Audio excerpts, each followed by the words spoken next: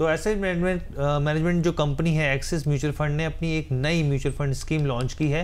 इस एनएफओ का नाम अगर हम लोग बताएं आपको तो एक्सिस सर्विस अपॉर्चुनिटी फंड है यहाँ पर। बिल्कुल, और इसके बारे में आपको और तमाम डिटेल्स बहुत ही बेहतरीन तरीके से साझा करेंगे आपके साथ अभिषेक गुप्ता, हमारे सहयोगी।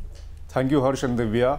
एक्सिस म्यूचुअल फंड हाउस देश का 7वां सबसे बड़ा म्यूचुअल फंड हाउस है और काफ़ी यूनिक ये जो एनएफओ लेकर आया हुआ है वो काफ़ी यूनिक कैटेगरी का है। जैसे कि हम देख सकते हैं एक्सिस सर्विस अपॉर्चुनिटीज़ फंड, यानी कि सर्विस सेक्टर की जितनी भी कंपनियां होंगी, सर्विस सेक्टर जैसे कि आईटी सर्विस सेक्टर हो सकता है, वो बैंकिंग सर्विस सेक्टर हो सकता है, फाइनेंशियल सर्विस सेक्टर हो सकता है, टेलीकॉम सर्विस सेक्टर हो सकता है।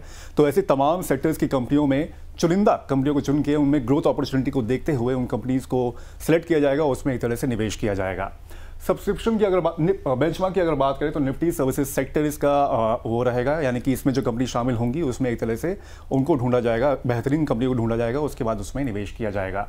सब्सक्रिप्शन इसका 4 जुलाई यानी कि आज से ये खुल गया है। 18 जुलाई तक लोग इसमें सब्सक्राइब कर सकते हैं और 24 जुलाई तक आपको इसका अलॉटमेंट जो होगा वो मिल जाएगा। मिनिमम निवेश की अगर बात करें तो 100 रुपये का इसमें मिनिमम निवेश आप कर सकते हैं। एसआईपी भी 100 रुपये की ही इसमें रहेगी। वहीं एग्जिट लोट 1% रहेगा। अगर 1 साल से पहले 10% से ज़्यादा की यूनिट्स अगर आप रिडीम या स्विच करते हैं तो 1% का एग्जिट लोट लगेगा इसमें।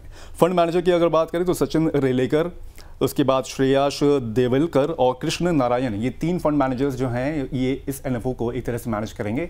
और इसका पीयर्स कंपैरिजन थोड़ा सा मुश्किल है क्योंकि यूनिक कैटेगरी है। अगर आप दूसरे अगर देखेंगे तो फाइनेंशियल सर्विस के आपके फंड्स मिल जाएंगे, बैंकिंग सर्विसेज के मिल जाएंगे, लेकिन सर्विस अपॉर्चुनिटी फंड ये बहुत रेयर मिलेगा क्योंकि मैंने भी ढूंढा था तो फिर इस सेक्टर से मतलब इस कंपैरिजन में कोई फंड एज सच नहीं था। तो देखते हैं कि इसका ये भी एक इंटरेस्टिंग अपॉर्चुनिटी होगी कि इस फंड के लिए कि आगे वो कैसे परफॉर्म करता है। तो ये है पूरी इस स्कीम की जानकारी। Over to you Harsh and Divya. Thank you so much तमाम जानकारी साझा करने के लिए यहाँ पर। अब sir Axis service opportunity fund, इसमें किस तरह की अपॉर्चुनिटी है, कैसे काम करता है सर ये फंड? देखिए सर्विस फंड में 1-2 फंड हाउसेज हैं जिनके पास, जैसे सुंदरम के पास भी सर्विस फंड है और ये अभी जैसे एक्सिस भी लेके आए हैं। सो आइडिया इनका ये है कि इंडिया की जो अगर आप ओवरऑल जीडीपी देखेंगे उसमें 55% जो है कंट्रीब्यूशन जो है सर्विस सेक्टर की होती है। तो एक बहुत बड़ा सेक्टर है जो हमारी इकोनॉमी को कंट्रीब्यूट करता है। नाउ थोड़ा सा कॉन्सेंट्रेटेड अप्रोच है ये यहाँ पे। हालांकि इसका दूसरे पहलू में देखें कि गवर्नमेंट का अगर फोकस मैन्युफैक्चरिंग में है और वो चाहते हैं कि मैन्युफैक्चरिंग और बढ़े, तो वो भी एक अपॉर्चुनिटी है जो हम चाहेंगे कि वो लूज ना करें निवेशक।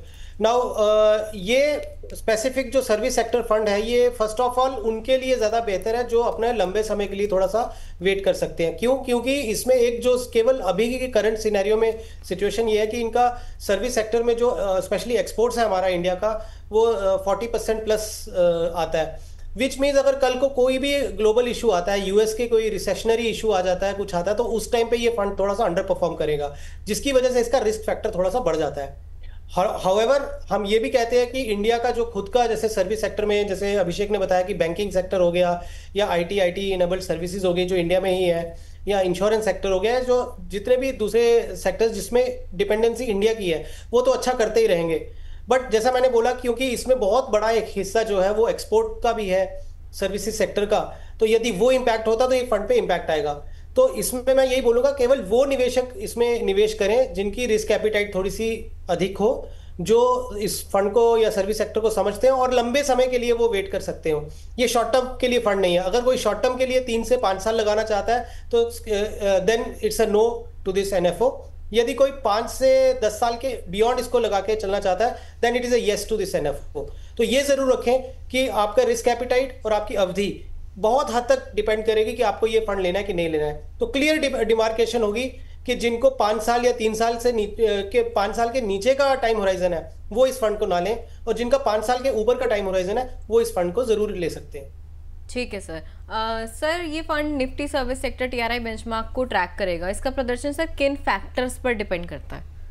देखिए एंड ऑफ द डे इसका जो डिपेंडेंसी है वो हमारी इंडिया की इकोनॉमिक जो डेवलपमेंट ग्रोथ है उसके ऊपर डिपेंड करेगी कि हमारा सर्विस सेक्टर किस तरीके से ग्रो कर रहा है, हमारी कंट्री किस तरीके से ग्रो कर रही है और हमारे एक्सपोर्ट्स किस तरीके से ग्रो कर रहे हैं। तो ये जो basically domestic as well as overseas जिसको आप बोलते हैं कि यूरोप कैसा करेगा, यूएस कैसा करेगा, तो जिन कंट्रीज में हमारी एक्सपोर्ट सर्विसेज हैं वो कंट्रीज अगर अच्छा करेंगी तो इसके फंड के ऊपर भी इम्पैक्ट जो है वो अच्छा ही आएगा।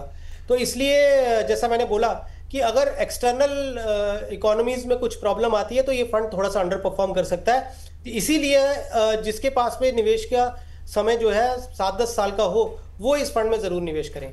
ठीक है सर। और इसी बीच शांतनु डे जी जो है वो हमारे प्राइम मेंबर बन गए। Welcome to the bonus family, बहुत बहुत स्वागत है आपका। और साथ ही अंकित यादव जी कह रहे हैं कि व्हाट्सएप पे मैंने अपना पोर्टफोलियो भेजा है। तो अंकित जी हम लोग माफ़ी चाहते हैं, शायद वो अभी रह गया होगा, लेकिन हम लोग मंडे को पूरी कोशिश करेंगे कि आपके सवाल का जवाब आपको ज़रूर मिल जाए यहाँ पर। अब सर सवाल मेरा आपसे ये है आखिरी कि ये जो सर्विस अपॉर्चुनिटी फ़ंड है, कौन से निवेशक हैं जो यहाँ पर निवेश कर सकते हैं? और जो फंड यहाँ पे बताया अभिषेक ने एक्सिस सर्विस वाला, तो आपके हिसाब से क्या निवेश की सलाह रहेगी यहाँ पर?